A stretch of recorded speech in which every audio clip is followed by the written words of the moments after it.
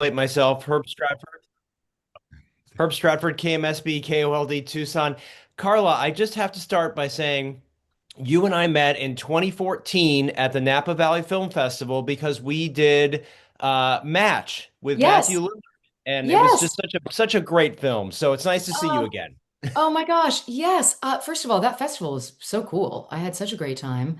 And secondly, Match was such a special experience. Yeah. Sir Patrick Stewart, who Yes, yes. doesn't need to be called Sir because he's that cool. And Matt Lillard. I mean, it was we just that was such a tiny little venture. Um, and we had such a wonderful, I agree, it's such a beautiful movie. Yeah. It was a wonderful thing. But anyway, we're here to talk about Yeah. Lockbox. So let me start with you, Carla. I know your career, you've done so many different things, and you have, done a fair amount of, sort of horror work. And what drew you to Lockbox? Like, what was it about this film that you were just like, yep, I'm in? It's interesting because I don't choose by genre. And the fact that I've ended up doing quite a bit of horror recently is just because I love to collaborate with Mike Flanagan and we've Yeah. found, I love his storytelling and his way of storytelling, and that's a genre that he obviously is exceptional in and gravitates towards. And so that's been a really wonderful for me, those have been some of the richest roles that I've gotten to play. And I think that that's what was really interesting to me about this one is that um, it's so unusual to have a woman that is seemingly so ordinary at the center of a story like this and in this genre, and a somebody who um, really, I think Daniel and I have spoken about this, but is that that Ellen says yes when other people would say no. When most people would say, I don't think so. She will help a stranger. She will help a family member in trouble. I think so often people are so involved in their own lives that like the idea of that kind of thing is just not even on the table. So I found this sort of beautiful simplicity in her and also this really quiet faith. I think having genuine faith is very, very hard in this world. And, there are a few people who do. And when they do, I have found the ones that really inspire me in terms of faith are people who are never espousing it. They're not trying to get you to be in their faith, nothing like that. They just live a life that you go, oh, they have some internal assurance that somehow the good will win out. And I find that to be this sort of magical quality. And I was just taken when I read the script that Ellen had that in this sort of this innate sense of her being. And so that really compelled me. And Daniel, it's such a balancing act that you do here. You've got sort of jump scares that you need to have, but you've also got these slow burns and you've got these things that are just they really creep up on you. And I sort of found myself smiling to myself because I'm like, "Oh, there he goes." This story is done and you threaded that needle really well. That sort of fun to balance those two worlds. Yeah, it's so strange because I find myself at that same point again that I was with Last Exorcism, where you make a movie and you're really trying to create this roller coaster with your team and with your cast of the audience experience, right? But you always forget that there's gonna be a trailer at the end that will make them go to the theater. So in this case, we completely innocently, naively made this movie for an audience that has no idea what they're watching and that don't know what's coming, because that's how I experienced the script. I had no idea what the script was. And every 10 pages, I was like, oh, now I know what this movie is. Oh, it's turning into what's happening? It's going to be a courtroom drama. Oh my God, the third act, boom. Yeah. And so, of course, we wanted to recreate that for the audience. So I kind of want to stand on the rooftops and shout, do not watch the trailer because it will take everything. And I had that with Last Exorcism back then, right? It was the question, is this girl possessed or is she crazy? And the Mhm. movie tells you the answer after 90 minutes.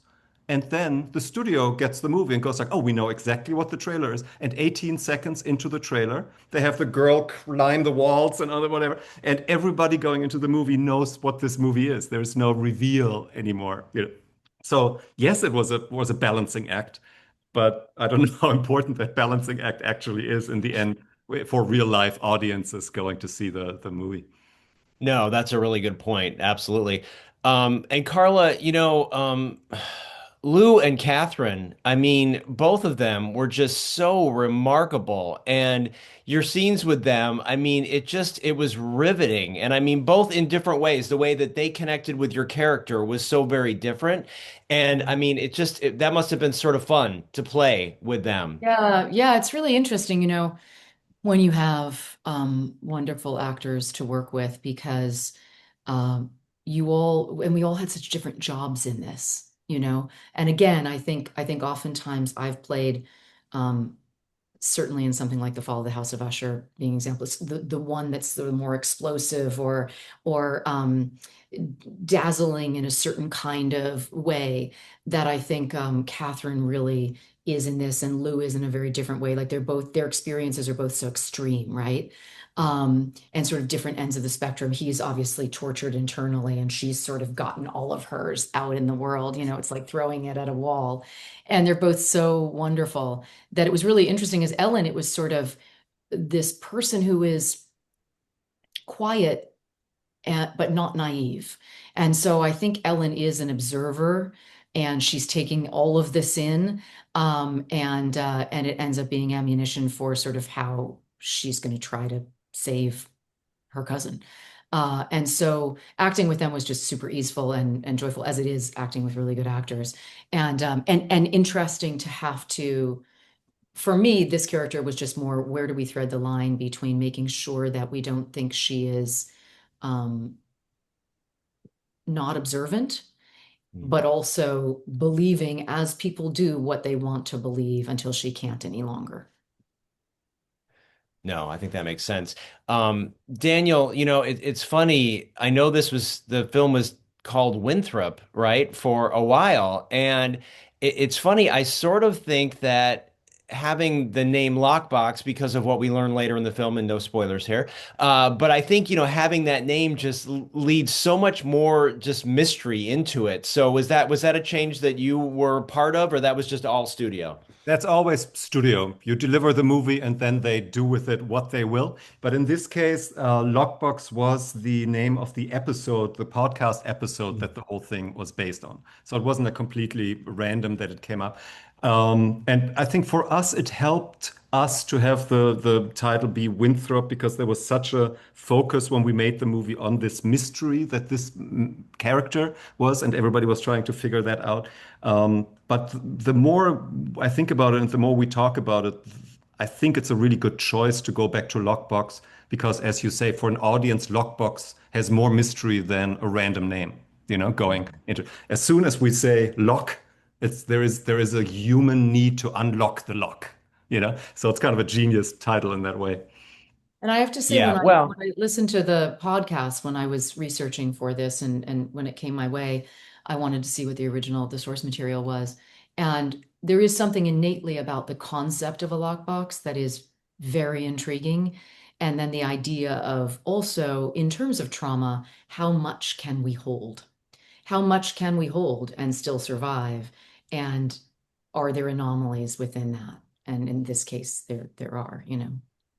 absolutely. So I mean, Carly, were you on early to this, and then there was a casting process to find, Lou and Catherine, how did that No, come together? no, I came in, Kiri Peak, our producer, really ushered this all the way from the podcast. And then Michael Wright and MGM Plus, came on board and Daniel came on board. And then I came through a sort of more traditional, came my way then. And I think Lou very shortly after me and Catherine shortly after Lou, right? Is that Yeah. basically? Yeah. Yeah. Yeah. Yeah. Well, Yeah. congratulations. It really took me for a ride, and like I said, I found myself smiling because I'm like, I did not see that coming. So So I, you didn't know the trailer then, her. You did not no, I have. did not. I had not seen the trailer. I went in Da cold. Da Daniel is advocating justifiably for just don't watch the trailer. As we know with trailers, no matter how good a trailer is, and it's a good trailer, by the way, it just they give everything away. And especially in this kind of genre, you're like, no, no, go have that experience. Have I Yeah, told no, you I this? came in cold. Really quick anecdote again about Last Exorcism. When we were, Eli Roth, the producer back then, was kind of creating this bidding war by showing it to all the studios in town at 2 o'clock. Exactly. Everybody, there was an intern in all the studios that was starting the movie back then. Weird process. But Lionsgate, of all people, was watching it in our editing room. And I'm coming into the editing room halfway through, and the Lionsgate executive is sitting there like this. And I asked him afterwards, what were you counting? And he said, trailer moments. If we have 8 trailer moments, we know we can sell the movie. And so the marketing people, they will, if they have to pull these 8 trailer moments from your showdown, they more power to them, but they will. They are ruthless, you know. So that's why the trailer is always showing the biggest fireworks, you know, from the showdown. Obviously, the visually most popping and interesting stuff is mostly in the showdown. So I don't know how to avoid this. I'm none the wiser after this movie how to avoid it next time. Well, I will advocate for not watching Thank the you. trailer. Please do. So Please do. Thank you, it, Herb. it's great to see you, Carla. Nice to meet you, So, you Daniel. too. You Good to meet too. you, Herb. Thank you.